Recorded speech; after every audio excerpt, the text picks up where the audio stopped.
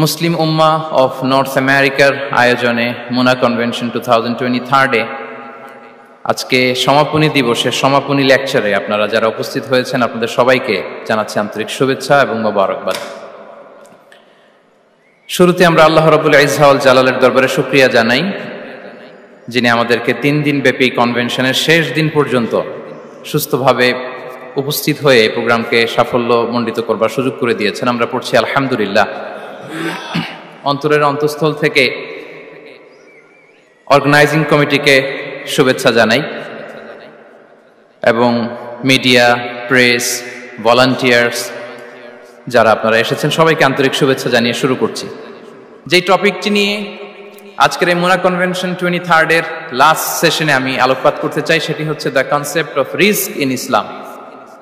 Risk নিয়ে আমাদের অনেকের কিছু মিসকনসেপশন আছে।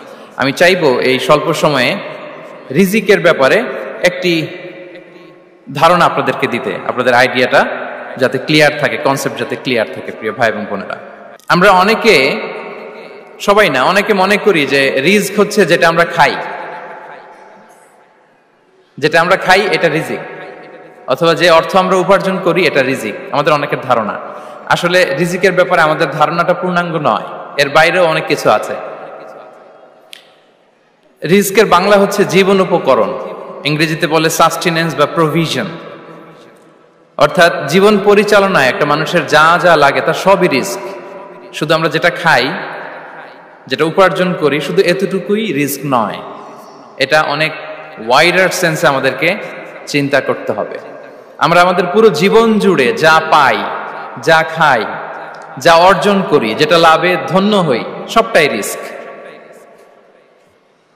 আমরা অনেকে যে বুঝি যেটা আমরা খাই, যেটা উপার্জন করি এটা রিস্ক, এটা যে একেবারেই রিস্ক নয় সেটা নয়, তবে এটা আংশিক সত্য, এটাও রিস্ক। অর্থ, খাদ্য, জাগতিক সম্পদ এটাও রিস্ক, কিন্তু এটা রিস্কের সর্বনিম্ন স্তর, the lower level of provision, the lower level of risk হচ্ছে এই যে খাদ্য, অর্থ, জাগতিক সম্পদ। রিজিকের সর্বনিম্ন স্তর হচ্ছে এটা।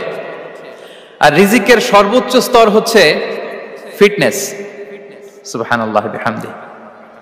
আমরা অনেকে এটাকে নেগলেক্ট করি, গুরুত্ব দেই না, কিন্তু এটাই রিজিকের সর্বোচ্চ স্তর, ফিটনেস। আপনি ফিট থাকা, অর্থাৎ ফিজিক্যাল অ্যান্ড মেন্টাল ফিটনেস, শারীরিক এবং মানসিক সুস্থতা, এটা রিজিকের সবচাইতে উচ্চতম স্তর, the higher stage of risk, provision, sustenance, fitness, সুস্বাস্থ্য, শারীরিক এবং মানসিক সুস্থতা।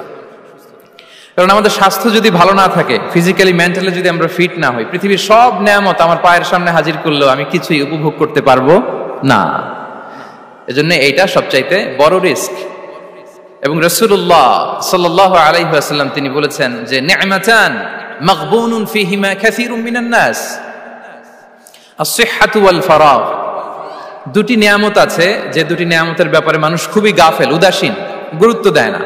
তার মধ্যে একটা হচ্ছে আস-সিহহা, সুস্বাস্থ্য, আর একটা হচ্ছে আল ফারাগ, অবসর।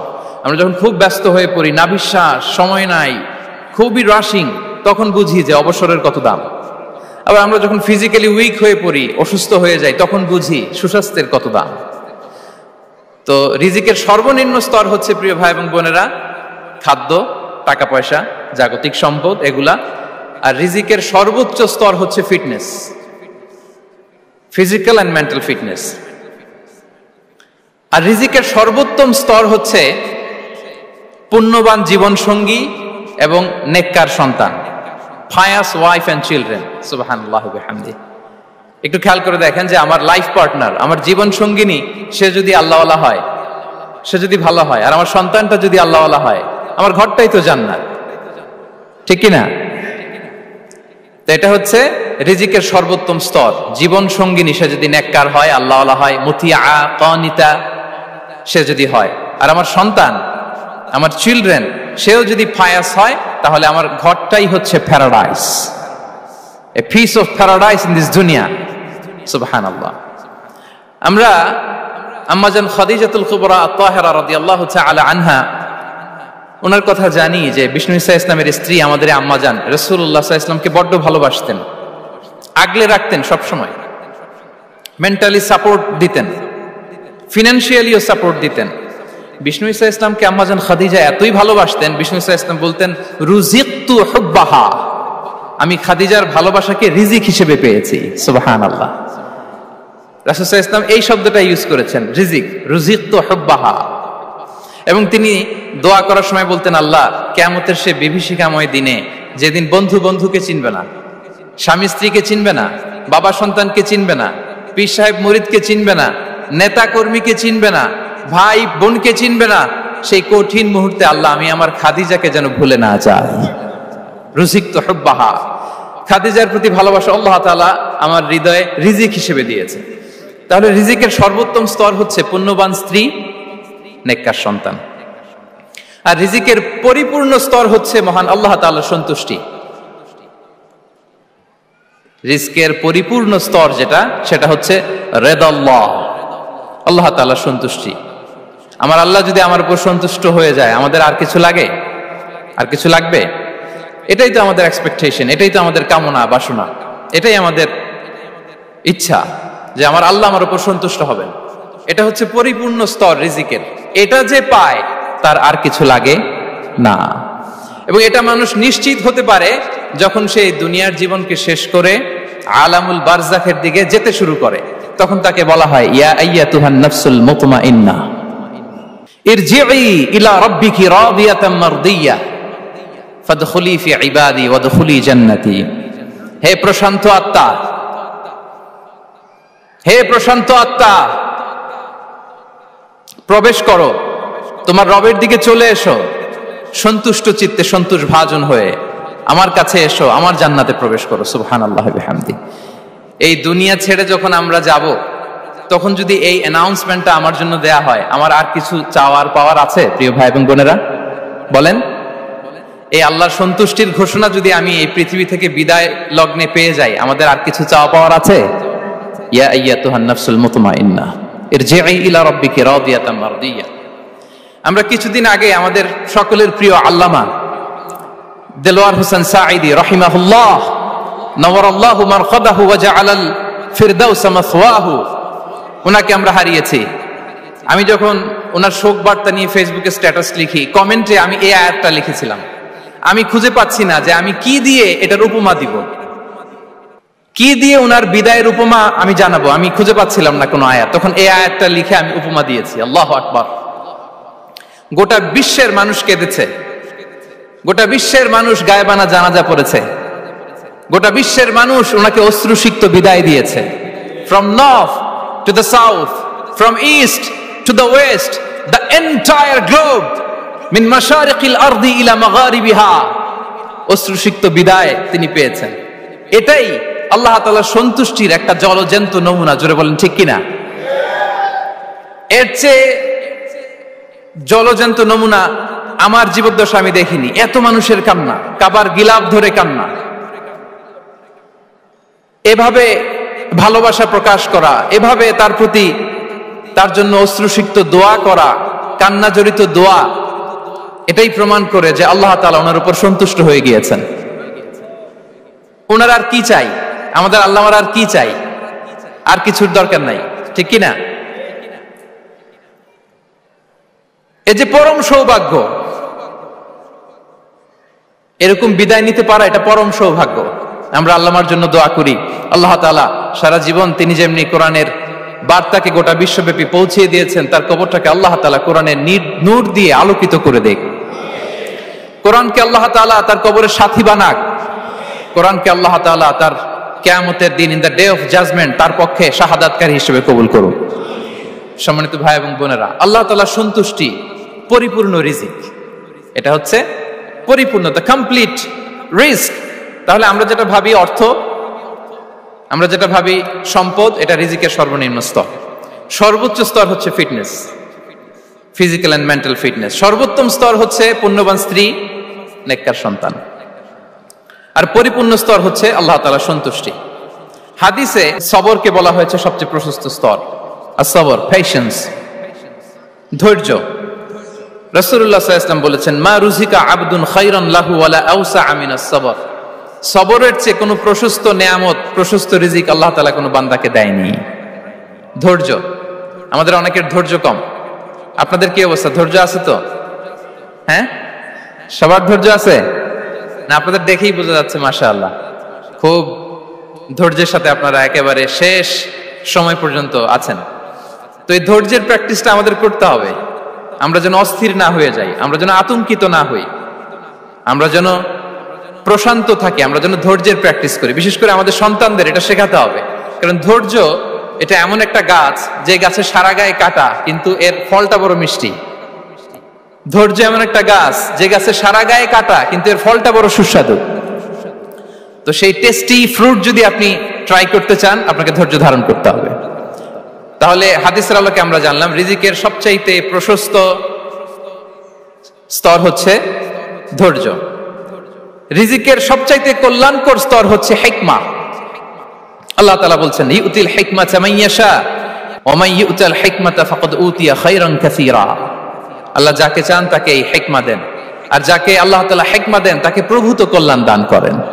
হিকমা, প্রজ্ঞা, উইজডম, নলেজ আর কমন সেন্স দুইটা যখন একসাথে হয় এটা উইজডম হয়ে রিফ্লেক্ট করে। আই রিপিট, জ্ঞান এবং আকল, নলেজ আর কমন সেন্স দুইটা যখন একসাথে হয় ওটা হয়ে যায় উইজডম বা প্রজ্ঞা। কখন কোথায় বলতে হয়, কেমন ভাবে বলতে হয়, কি করে বলতে হয়, কখন কি করতে হয়, কতটুকু করতে হয়, কোথায় যে থামতে হয়, এটা জানার নাম হচ্ছে হিকমা। আর হিকমা হচ্ছে সবচাইতে কল্যাণকর রিস্ক। সম্মানিত সুধী, এটা হচ্ছে আমার introductory discussion.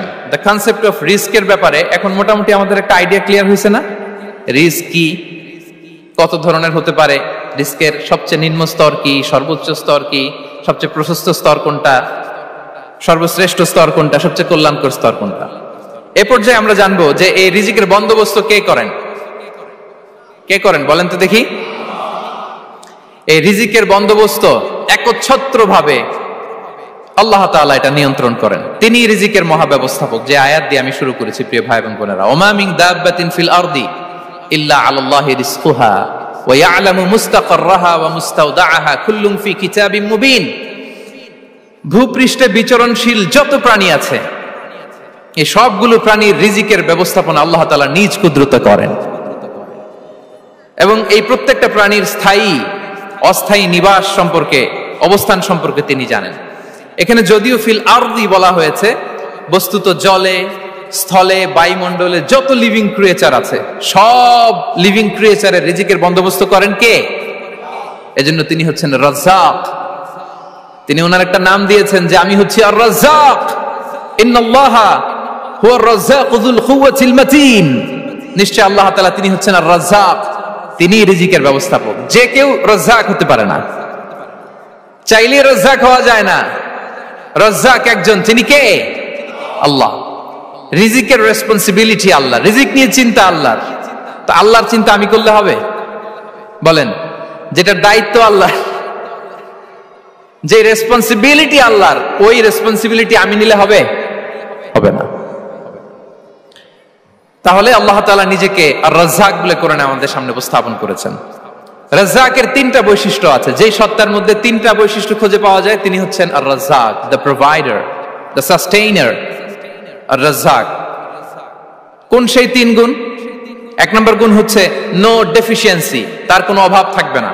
Who continuously provides sustenance to his creatures, যে লাগাতার নিয়মিত প্রতিনিয়ত তার সৃষ্টিকে রিজিক দেন এবং গোটা বিশ্বকে রিজিক সরবরাহ করতে যে তার ধনভাণ্ডারের 1 ইঞ্চিও কমে না। সুবহানাল্লাহ বিহামদি। এই যে সাইয়েদনা আদম আলাইহিস সালাম থেকে শুরু করে আপ আনটিল নাও গোটা বিশ্বের সবগুলো মানুষকে, জিন জাতিকে, হ্যাঁ, পক্ষীকুল, সাগরের অতল গহ্বরে দ্য ব্লু ওয়েল, নীল তিমিগুলোকে, বিশাল মাছগুলোকে, এই সব কিছুকে যে আল্লাহ তাআলা রিজিক সরবরাহ করছেন, আল্লাহর যে ধনভাণ্ডার একটু কমে আসার কথা না এতদিনে? কি বলেন? এত হাজার হাজার বছর রিজিক দেওয়ার পরও তার ধনভাণ্ডার কমে নাই না। আল্লাহ বলে তোমাদের যার যা লাগবে, যার যা চাহিদা, যার যেটা দরকার সবও যদি দিয়ে দেয় আমি আল্লাহর ধনভাণ্ডারের 1 ইঞ্চিও কমবে না। আর Razzak যুল কুওয়াতিল মাতিন, the provider, the sustainer, তাহলে রাজ্জাক হতে হলে ওই সত্তার তিনটা গুণ লাগে। এক হচ্ছে নো ডেফিসিয়েন্সি, তার কোনো ঘাটতি থাকতে পারবে না। দুই নম্বর কোয়ালিটি হচ্ছে নেভার ফরগেটফুল, তিনি ভুলতে পারবেন না। Who never forget the needs of his creation, তার সৃষ্টির কোথায় কার কখন কোনটা লাগে এটা ভুলে গেলে চলবে না। ধরেন তিনি নর্থ আমেরিকাতে, এখানে কানাডায় যারা আছে, আমেরিকাতে যারা আছে, তাদেরকে রিস্ক দিচ্ছে। ওদিকে সাউথ আমেরিকাতে, ব্রাজিলে, আর্জেন্টিনার জঙ্গলে কিছু জনগোষ্ঠী রয়ে গেছে, এদের কথা আল্লাহ ভুলে গেছে। তারা বেঁচে থাকতে পারবে? আফ্রিকার জঙ্গলে যারা আছে তাদেরকেও যে রিজিক দিতে হবে, যখন যেটা লাগে সরবরাহ করতে হবে, এটা যদি আল্লাহ ভুলে যায় তোরা বাঁচবে? বলেন। তাহলে যিনি আর রাজ্জাক, তিনি হচ্ছেন নেভার ফরগেটফুল, কখনো তার সৃষ্টির কখন কি লাগে এটা কখনো তিনি ভুলতে পারবেন না। আল্লাহ তাআলা ভুলেন না, তিনি ভুলেন না, তিনি সব খেয়াল রাখেন। যখন যার যেটা যতটুকু দরকার তখন তাকে ততটুকু যিনি দেন, তার নাম হচ্ছে রাজ্জাক। রাজ্জাক হতে গেলে যেই কোয়ালিটি লাগে, তার 3 নম্বর কোয়ালিটি হচ্ছে কম্প্যাশনেট। কম্প্যাশনেট, দয়ালু, অনেক বেশি দয়ালু, এত বেশি দয়ালু যে তার বিরোধিতা করলেও তাকে রিজিক দেয়া থেকে তিনি বঞ্চিত করেন না। His disobedience affects the risk but not stop the risk. আপনি যদি আল্লাহর অবাধ্য হন, আপনার রিজিকের বারাকা হয়তো কমে যাবে, কিন্তু রিজিক বন্ধ হবে না। যে গোটা বিশ্বে যারা অবিশ্বাসী আছে, যারা নাস্তিক আছে, যারা আল্লাহদ্রোহী আছে, তারা কি খেয়ে পরে বেঁচে নাই? বলেন, তাদেরকে কি আল্লাহ তাআলা রিজিক দিচ্ছে না? এই তো সুবহানাল্লাহ। কম্প্যাশনেট, এত দয়ালু, তার যারা বিরোধী, তাকে যারা গালি দেয়, তাকে যারা বিশ্বাস করে না, তাকে যারা সেজদা দেয় না, তিনি তাদেরকেও খাওয়ায়, তিনি তাদেরকেও সুস্থ রাখে, তিনি তাদেরকেও হাত খুলে দান করে। আল্লাহু আকবার। আর রাজ্জাক, ইন্নাল্লাহা হুয়া রাজ্জাকু যুল কুওয়াতিল মাতিন। তাহলে এই তিনটা গুণ থাকতে হবে রাজ্জাক হতে হলে: no deficiency, never forgetful, compassionate. এবং আল্লাহ তাআলা বলছেন, আম্মান হাযাল্লাযী ইয়ারযুকুকুম ইন আমসাকা রিজকাহ বাল লাজ্জু ফি উতুমি ওয়া নুফুর। সূরাতুল মুলক আল্লাহ বলেছেন যে তিনি যদি রিজক বন্ধ করে দেয় তাহলে এই রিজক তোমাদেরকে কে দিবে? আছে কেউ দেয়ার?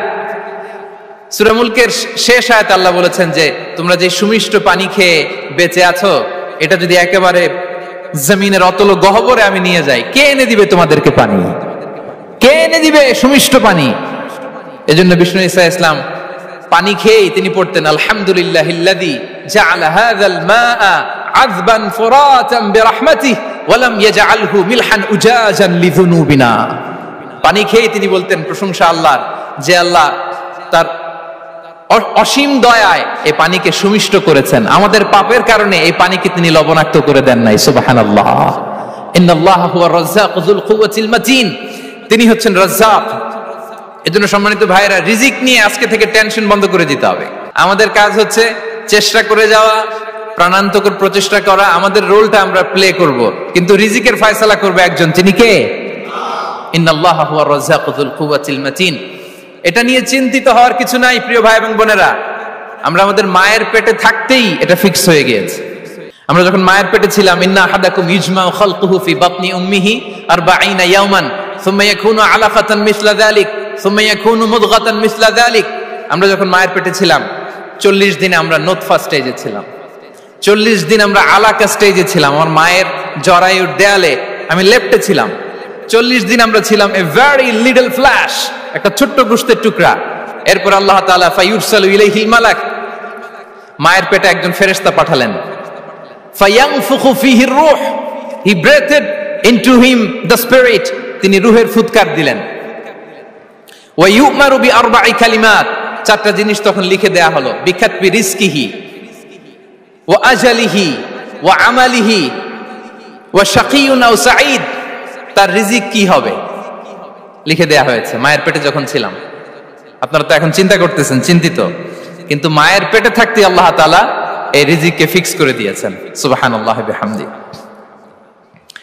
এবং যে রিজিক আমি আমার মায়ের পেটে থাকতেই আল্লাহ তাআলা লিখে দিয়েছেন, সেই রিজিক ভোগ না করে আমি কোনোদিন মরবো না। বিষ্ণু ইসলাম আমাদেরকে জানিয়েছেন, তোমার জন্য যে রিজিকের বন্দোবস্ত, যেই অ্যালটমেন্ট আছে, সেটা ভোগ না করে, উপভোগ না করে তুমি মরবে না, এবং সেটা আপনি উপভোগ করবেন, আপনার কাছেই আসবে। ধরুন আপনারা যে ফল আমেরিকাতে খান, এটা কি আমেরিকায় চাষ হয় ফল, নাকি কানাডা মেক্সিকো থেকে আসে? কোত্থেকে আসে? কোত্থেকে? এখানেই হয়, আবার বাইরে থেকেও আসে। Okay fine.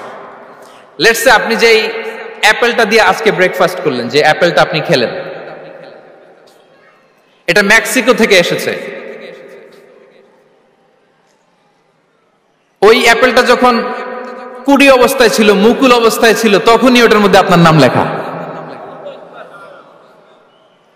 এর মধ্যে কত পাখি এসে ওই গাছে বসেছে, কত মুকুল নষ্ট করেছে, ওইটা নষ্ট করে নাই, কারণ ওইটা আপনি খাবেন। ওইটা পুষ্ট হয়ে সুন্দর একটা ফল হয়ে ইম্পোর্টেড হয়ে এটা আমেরিকাতে আসলো, আমেরিকার বাজারে। অনেক মানুষ ওই ফলটা সুপার মার্কেটে যে ধরে চড়ে নেড়ে আবার রেখে দিয়ে চলে গেছে, নেয় নাই। ওইটা সে খাবে না, কারণ ওইটা আপনার রিজিকে লেখা। ওই ফল আপনি নিয়ে আসলেন, বাসায় অনেকে অ্যাপেল খাচ্ছে, কিন্তু ওই অ্যাপেলটা খাবে না, কারণ এটা কে খাবে? সুবহানাল্লাহ পড়তে পারলেন না মজা করে? আল্লাহু আকবার। আপনার জন্য যে রিজিক নির্ধারিত, এটা আপনিই খাবেন। এর মধ্যে আপনি মরে যেতে পারতেন, বাসা থেকে অন্য কোথাও চলে যেতে পারতেন, কিন্তু না, মরবেনও না, অন্য কোথাও যাবেনও না ওইটা খাওয়ার আগে। This is the essence of rizq. This is the essence of provision, sustenance. Inna Allah huwa ar-razzaq dhul quwwati al-matin.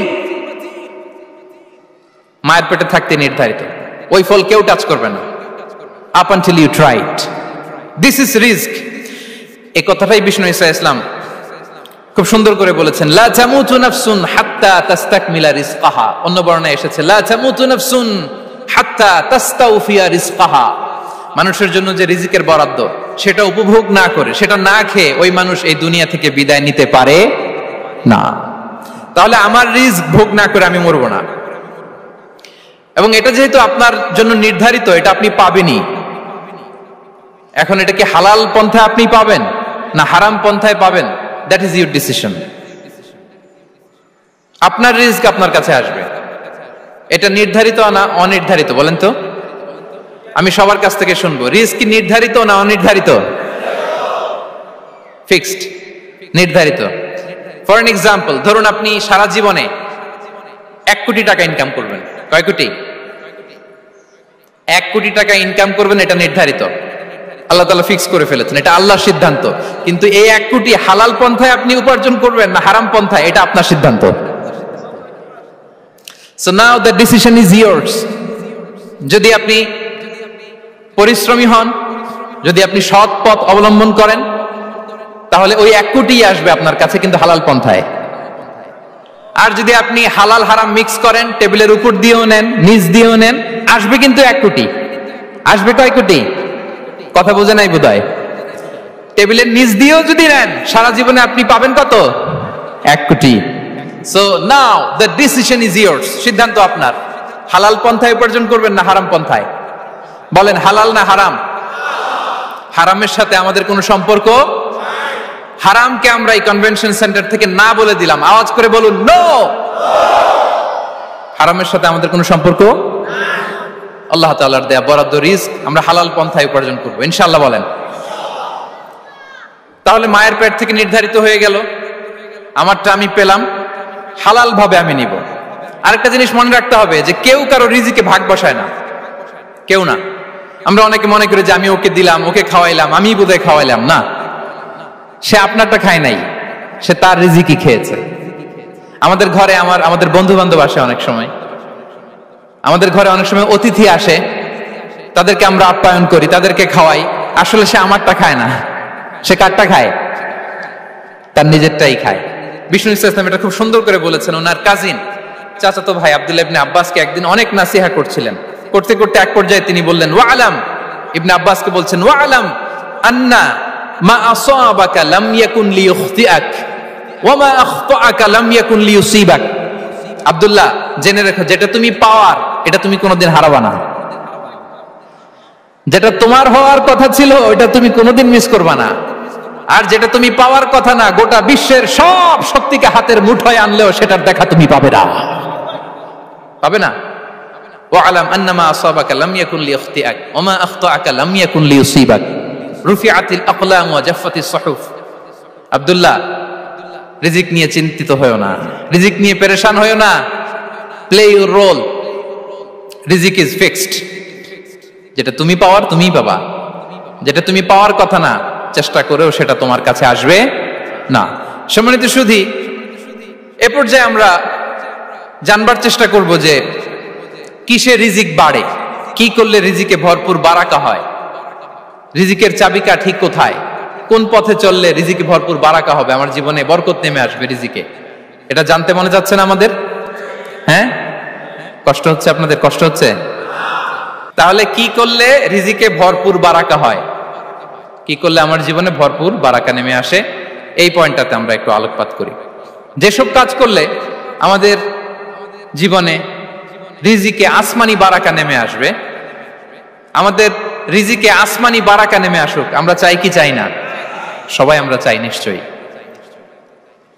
যে কাজ করলে রিজিকে আসমানি বারাকা আসে, এর এক নাম্বার হচ্ছে তাকওয়াল্লাহ, আল্লাহর ভয়। আল্লাহ তাআলা বলছেন, ওয়া মাইয়াত্তাকিল্লাহা ইয়াজআল লাহু মাখরাজা ওয়া ইয়ারযুকহু মিন হাইসু লা ইয়াহতাসিব। যে আল্লাহকে ভয় করে, যে আল্লাহ সচেতন, আল্লাহ তাকে মাখরাজ, মাখরাজ মানে কি জানেন? ওই যে এক্সিট লেখা না এদিকে, এই এক্সিটকে আরবিতে বলে মাখরাজ, মানে কোথাও আটকাবেন না, বের হওয়ার রাস্তা আছে, কোথাও আটকাবেন না, বের হওয়ার রাস্তা আল্লাহ তাআলা অ্যারেঞ্জ করে দিবেন। You will have the way out from crisis. ক্রাইসিসে পড়লে, সংকট মোমেন্টে আল্লাহ তাআলা ওখান থেকে এক্সিটের ব্যবস্থা আপনাকে করে দিবেন। ওয়া ইয়ারযুকহু মিন হাইসু লা ইয়াহতাসিব, এমন জায়গা থেকে আল্লাহ তাআলা রিজিকের ব্যবস্থা করবেন যে সে কল্পনাও করে নাই। এরকম অনেক সময় হয় না যে আমি ভাবিও নাই যে এখান থেকে আমার রিজিকের বন্দোবস্ত হতে পারে, কোত্থেকে যে রিজিক চলে আসলো, এরকম জীবনে মাঝে মাঝে হয় কি হয় না? ব্যবস্থা করেন কে? যারা আল্লাহ তাআলাকে ভয় করে, যারা আল্লাহ সচেতন, তাদেরকে আল্লাহ তাআলা স্পেশাল রিজিক দিয়ে ধন্য করেন। তাকওয়াল্লাহ। পুরো কোরআনের মূল শিক্ষা কি? পুরো ইসলামের এসেন্স কি, জিস্ট কি, সারাংশ কি যদি আমাকে জিজ্ঞেস করা হয়, আমি বলবো তাকওয়াল্লাহ, আল্লাহর ভয়, আল্লাহর সচেতনতা। Allah is watching me, Allah is observing me. আল্লাহ তাআলা আমায় দেখছেন, আমি যাই করি না কেন, দরজা বন্ধ করে, জানালা বন্ধ করে, সব বন্ধ করেও যদি করি, পৃথিবীর সবার চোখ ফাঁকি দেয়া গেল, আল্লাহর চোখ ফাঁকি দেয়া যায়? পুলিশের চোখ ফাঁকি দেয়া যায়, সিকিউরিটির চোখ ফাঁকি দেওয়া যায়, আমার সাথে বন্ধুদের চোখ ফাঁকি দেয়া যায়, ফাঁকি দেয়া যায় না একটা মহান সত্তার চোখ। তিনি কে? এই যে সেন্সেশন, অনুভূতি, দিস ইজ তাকওয়া। এই অনুভূতিটার নামই হচ্ছে তাকওয়া, যে আমি যাই করি, যেভাবে করি, যখন করি, কেউ দেখে না কিন্তু দেখে কে? কেউ যেটা দেখে না সেটা দেখে কে? দিস ইজ তাকওয়া। এই তাকওয়ার চর্চা যার মধ্যে আছে, তার রিজিকে বারাকা নেমে আসবে। আমরা যেন তাকওয়ার চর্চা করি, আমাদের ছেলে মেয়েদের জন্য এটা শেখাই যে কেউ দেখে না বাবা, কিন্তু আল্লাহ দেখে। ছোটবেলা থেকে যদি আমাদের সোনামণিদের ব্রেইনে এই তাকওয়াল্লাহ নামের এই সফটওয়্যারটা ইনস্টল করে দেই, আর কোনোদিন সে বিপদগামী হবে না, পথচ্যুত হবে না। ওই ছেলেকে দিয়ে আর পৃথিবীতে অন্যায় করানো যাবে না, সে পাপ কাজ করবে না, সে অন্যায় কাজ করবে না, সে অন্যের রাইটস নষ্ট করবে না, সে দুর্নীতি করবে না, সে ঘুষ খাবে না, সে সুদ খাবে না। শুধু দুর্নীতি দমন কমিশন দিয়ে দুর্নীতি বন্ধ করা যায় না, এই তাকওয়া আল্লাহর সফটওয়্যার ইনস্টল করে দিতে হবে। তাহলে এক নম্বর হচ্ছে তাকওয়া, আল্লাহর ভয় যেন আমরা আমাদের হৃদয়ে রাখি। যাদের হৃদয়ে আছে আল্লাহর ভয়, তারা কভু পথ ভুলে যায় না। কি অসাধারণ কথা! তাহলে এক নম্বরে তাকওয়া আল্লাহ। দুই নম্বর আত-তাওয়াক্কুল আলাল্লাহ, to put your trust on Allah, to depend on Allah, আল্লাহর উপর ভরসা রাখা। আমরা ভরসা রাখি কার উপর? আওয়াজ করে বলুন, কার উপর? আমরা আমাদের ভরসা রাখি আল্লাহর উপর, কার উপর ভরসা রাখি না, ভরসা একজনের উপর। বিষ্ণু ইসা ইসলাম বলেছেন, লাউ আন্নাকুম তাওয়াক্কালুনা আলাল্লাহি হাক্কা তাওয়াক্কুলিহি লা রাযাকাকুম কামা ইয়ারযুকুত তায়র তাগদু খিমাসান ওয়া তারুহু বিতানান। পাখি যেমনি আল্লাহর উপর তাওয়াক্কুল করে, তোমরা যদি এমনি তাওয়াক্কুল করতে পারো, তাহলে পাখিকে আল্লাহ যেমনি রিজিক দেয়, তোমাদেরকে আল্লাহ তাআলা তেমনি রিজিক দিবেন। পাখি কি করে ভাই? সকালবেলা তার বাসা থেকে কিচির মিচির রবে, দিক বিদিক ছুটে বেড়ায়, ছুটতে থাকে মাইলকে মাইল, আবার বিকেল বেলায় গোধূলি লগ্নে তার বাসায় এসে ফিরে আসে। ওই পাখিটাকে আল্লাহ তাআলা উদর পূর্তি করে তার নিড়ে ফিরিয়ে দেয়। তাহলে ইসলামে পাখিকে তাওয়াক্কুলের মডেল হিসেবে উপস্থাপন করা হয়েছে। কাকে? পাখিকে। এবার খেয়াল করে দেখেন তো পাখি কি করে? সকালবেলা ঘরে বসে বসে তাওয়াক্কুল করে নাকি? কথা কি বুঝতেছেন? পাখি তার নিড়ে বসে হাত গুটিয়ে আল্লাহর উপর তাওয়াক্কুল করে, এরকম না? এই হাদিস থেকে কি বোঝা গেল? কিভাবে করে বলতে হবে, বলেন তো একজন সাহস করে কিভাবে করে? বের হয়ে যায়, রিজিকের সন্ধানে সে বের হয়ে যায়, দিক বিদিক ছুটে বেড়ায়, বিকেল বেলা ওদর পূর্তি করে আল্লাহ তাআলা পাখিটাকে নিড়ে ফিরিয়ে দেয়। সো পাখিকে তাওয়াক্কুল হিসেবে, তাওয়াক্কুলের মডেল হিসেবে বিষ্ণু ইসা ইসলাম সেট করলেন এজন্য যে পাখি তার রোলটা প্লে করে, তারপরে সে রিজিক পায়। এটা হচ্ছে রিজিকের এসেন্স, যে আমাদের রোলটা আমাদের প্লে করতে হবে, আমাদেরকে আমাদের চেষ্টাটুকুন করতে হবে, তারপরে আল্লাহ তাআলার উপর আমরা ভরসা করব। ইসলামে তাওয়াক্কুল is always at the second stage. The first stage is your role, your effort, your precaution, তারপরে হচ্ছে তাওয়াক্কুল। তাহলে বলেন ইসলামে আগে তাওয়াক্কুল না পরে তাওয়াক্কুল? পরে। ইকিলহা সুম্মা তাওয়াক্কাল আলাল্লাহ। এক সাহাবী বললেন, ইয়া রাসূলুল্লাহ, আমার ওটের রশিটা গাছে বেঁধে তারপরে তাওয়াক্কুল করব না ছেড়ে দিয়ে তাওয়াক্কুল করব? বিষ্ণু ইসলাম বললেন, ইকিলহা সুম্মা তাওয়াক্কাল আলাল্লাহ। আগে গাছের মধ্যে রশি দিয়ে টাইট করে বাঁধো, তারপরে তাওয়াক্কুল করো। সুবহানাল্লাহি বিহামদি। তাহলে এইরকম তাওয়াক্কুল যদি করা যায় পাখির মতো, আপনার রিজিকের কোনো অভাব হবে না। কিন্তু আমাদের সমস্যা যেটা, প্রিয় ভাই এবং বোনেরা, আমরা আমাদের অলসতা, অপারগতা, আমাদের কি বলবো হীনমন্যতা, আমাদের কর্মহীনতাকে তাওয়াক্কুল বানিয়ে নিয়েছি। বুঝতে পেরেছেন? আমরা আমাদের অলসতাকে বানিয়েছি কি? তাওয়াক্কুল। আমাদের কর্মহীনতাকে বানিয়েছি কি? তাওয়াক্কুল। আমরা কি করি? আমরা বলি আল্লাহর উপর ভরসা করলাম, নিজে কিছু না করে। কি বলে আমাদের বাংলা একটা কথা বলে, যা করে আল্লাহ। নিজের কোনো রোল প্লে নাই, নিজের কোনো প্রিকশন নাই, কোনো প্ল্যানিং নাই, কোনো পলিসি নাই, কোনো স্ট্র্যাটেজি নাই, বলে আল্লাহর উপর ভরসা করলাম, যা করে আল্লাহ। এরকম বলে না? এই যে যা করে আল্লাহ বলে যে তাওয়াক্কুল করলেন, এটা বিষ্ণু ইসা ইসলামের শিখানো পন্থায় তাওয়াক্কুল হয়েছে? কথা বলেন, হয়েছে? বিষ্ণু ইসা ইসলাম তো অপারগতা, দারিদ্রতা, অলসতা, অকর্মণ্যতা থেকে আল্লাহর কাছে পানাহ চেয়েছেন। তা আপনি এটা কি তাওয়াক্কুল করলেন? এটা তাওয়াক্কুল হয়নি। তাওয়াক্কুলের একটা সুন্দর পিকচার আমি আপনাদের সামনে এখন উপস্থাপন করব, আপনারা যদি একটু মনোযোগী হন। মনোযোগ আছে তো সবার? তাওয়াক্কুল কিভাবে করতে হয় আমরা একটু বিষ্ণু ইসা ইসলামের বায়োগ্রাফি থেকে দেখি। রাসূল সাল্লাল্লাহু আলাইহি ওয়াসাল্লামের হিজরতের ঘটনাটা আমি 1 মিনিটে একটু আপনাদেরকে সংক্ষেপে শোনাই, যে তাওয়াক্কুল কিভাবে তিনি করেন। ইসলামে তাওয়াক্কুল হচ্ছে কর্ম শেষে ফলাফলের জন্য আল্লাহর উপর নির্ভর করা। কারণ আমি কাজ করলাম, ফলাফল পজিটিভও হইতে পারে, নেগেটিভও হইতে পারে, ওটা নির্ধারণ করবে কে? ফয়সালা দেয় কে? তাহলে আমরা দেখি যে বিষ্ণু ইসা ইসলাম তিনি কিভাবে তাওয়াক্কুল করেছেন।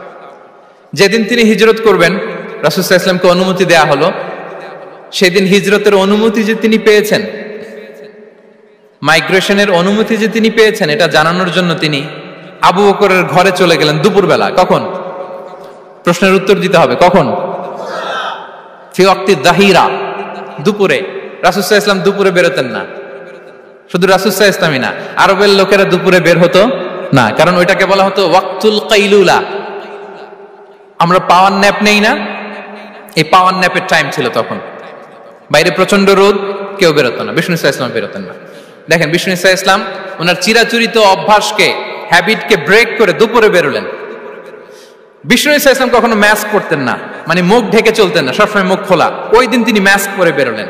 মুতাকান্নিআন, খারাজা মুতাকান্নিআন, মানে রুমাল দিয়ে মুখটাকে ঢেকে বেরোলেন, দুপুরবেলা বেরোলেন, মানুষের চোখের সামনে যেন তিনি না পড়েন। দুপুরে বেরোলেন, মুখ ঢেকে বেরোলেন।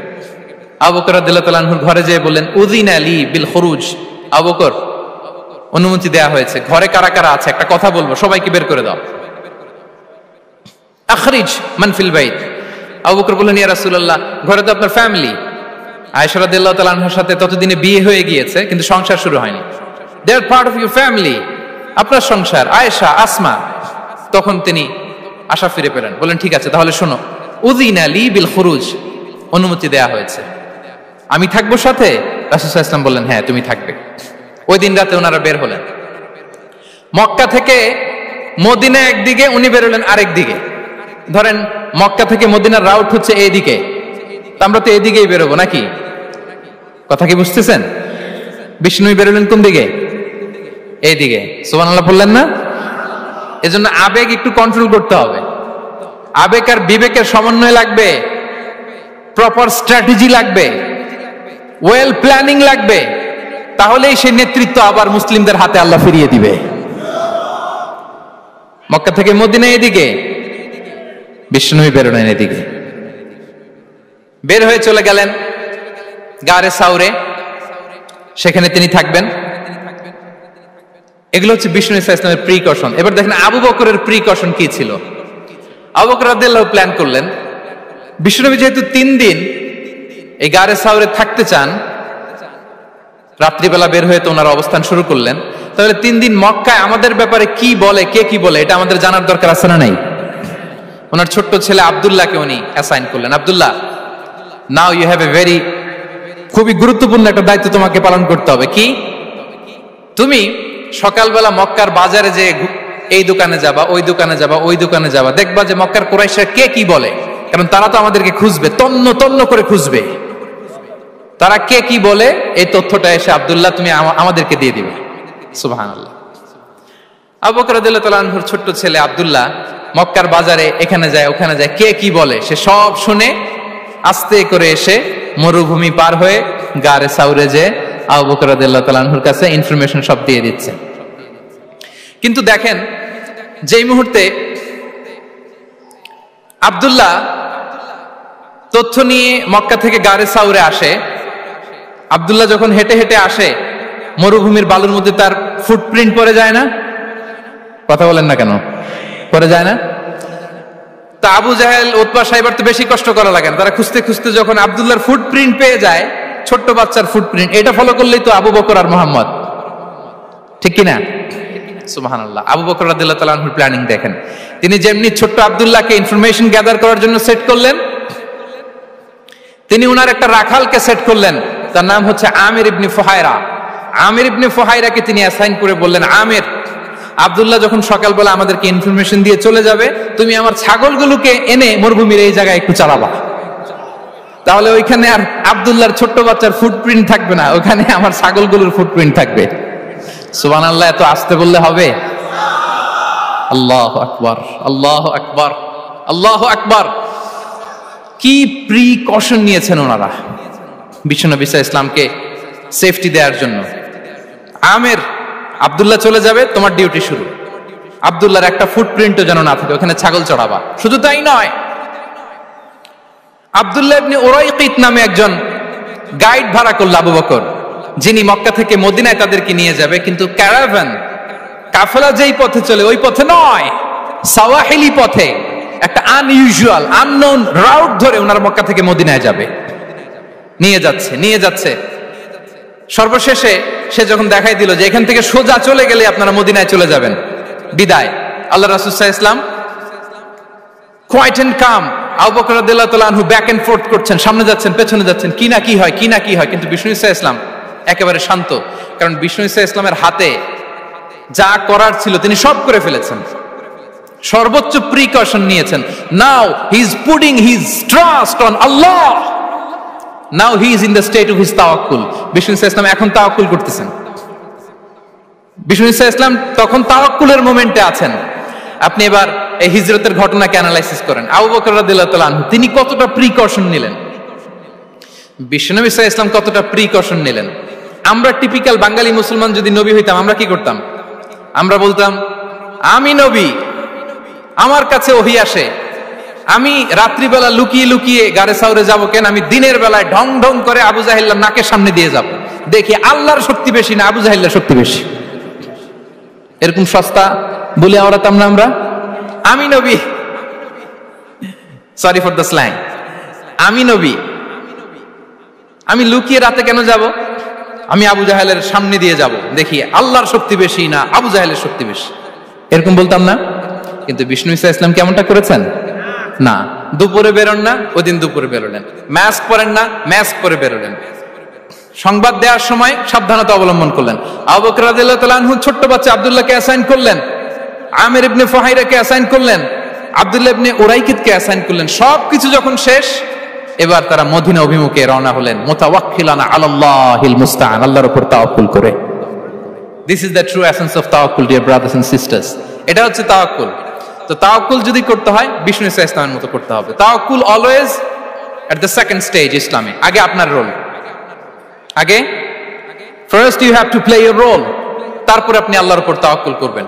তাহলে কোনো কাজ না করে হাত গুটিয়ে আর বসে থাকবেন, আর কোনদিন কাজ না করে বলবেন আল্লাহ ভরসা, তাহলে এটা তাওয়াক্কুল হবে?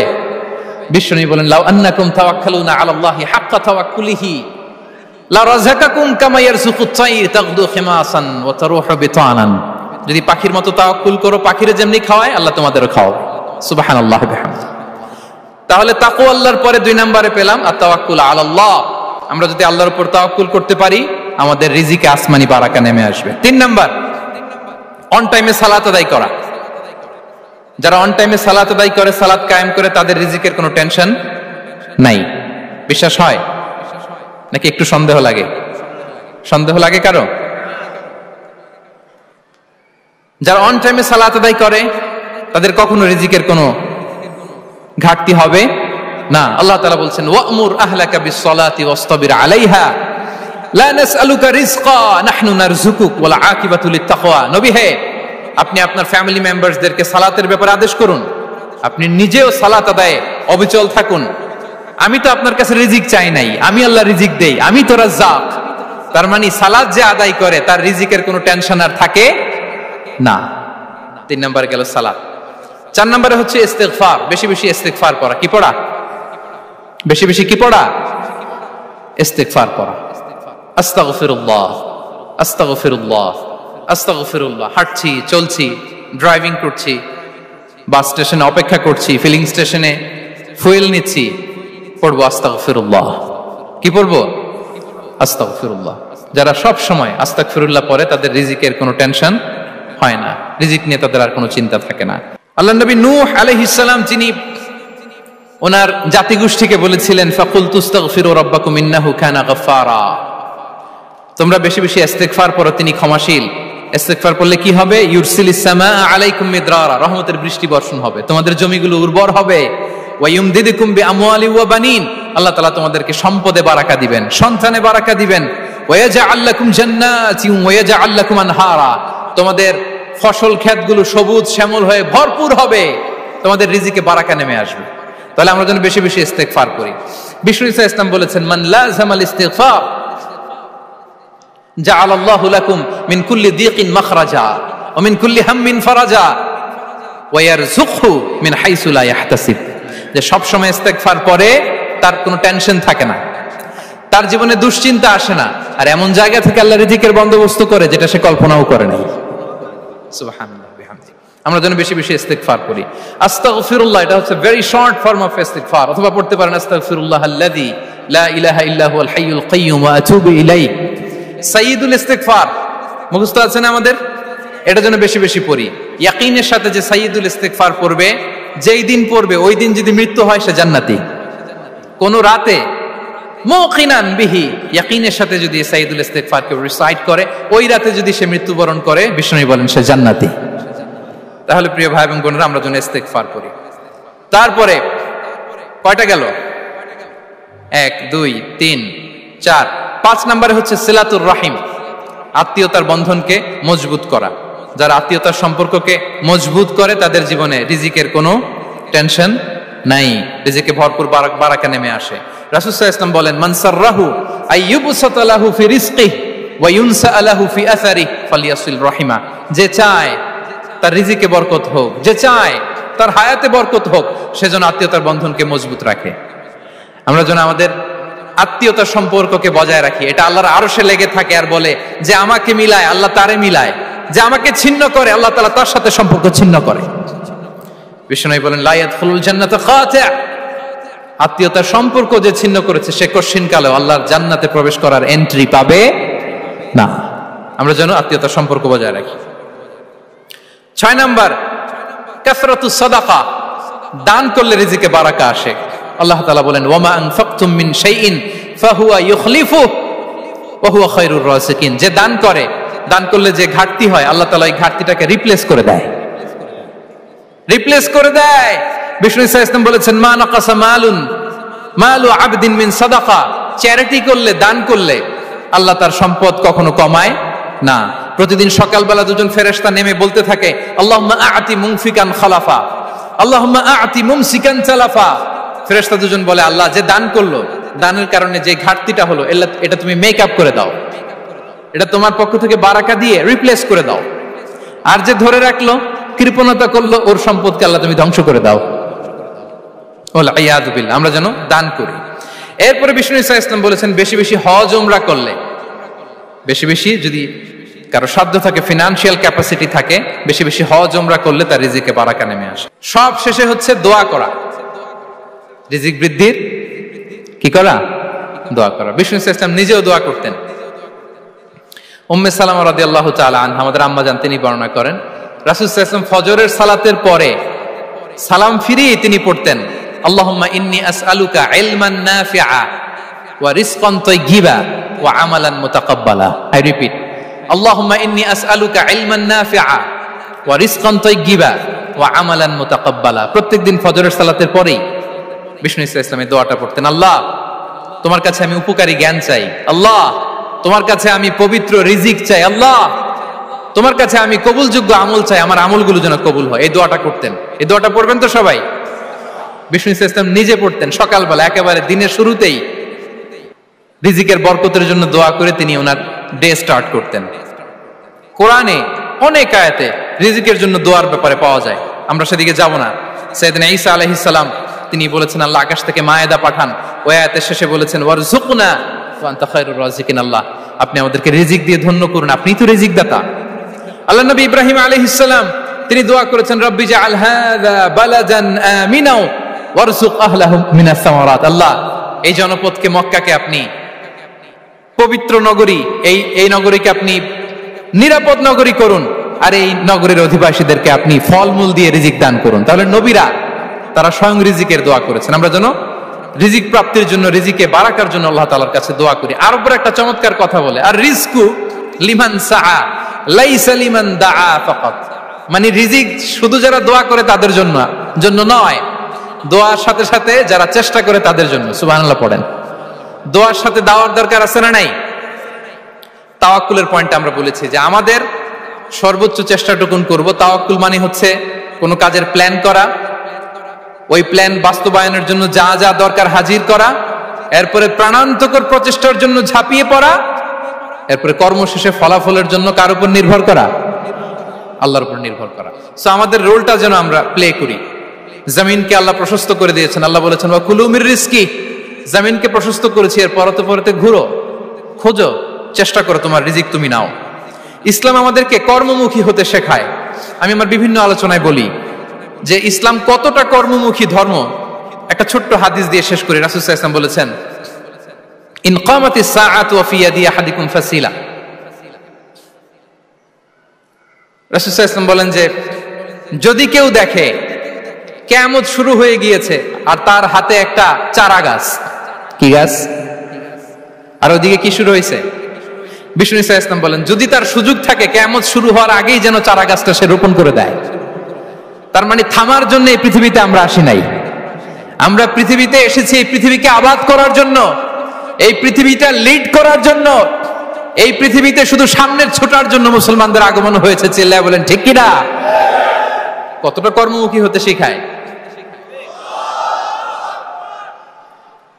এইদিকে কিয়ামত, এইদিকে চারা গাছ, যদি সুযোগ পাও এটা রোপণ করে দাও। আপনারা মারিয়াম আলাইহিস সালামের ঘটনা জানেন। তার গর্ভে আল্লাহ তাআলা স্বামী ছাড়া সন্তান দিয়েছিলেন। ঈসা আলাইহিস সালাম ভূমিষ্ঠ হলেন। পাশ দিয়ে বয়ে যাচ্ছে স্রোতস্বিনী ঝর্ণাধারা, আর এদিকে খেজুর গাছ। একটা খেজুর গাছের পাশে হেলান দিয়ে তিনি ক্লান্ত, শ্রান্ত, পরিশ্রান্ত মারিয়াম আলাইহিস সালাম, এবং প্রচন্ড ক্ষুধার্ত। কোত্থেকে খাবার পাবেন?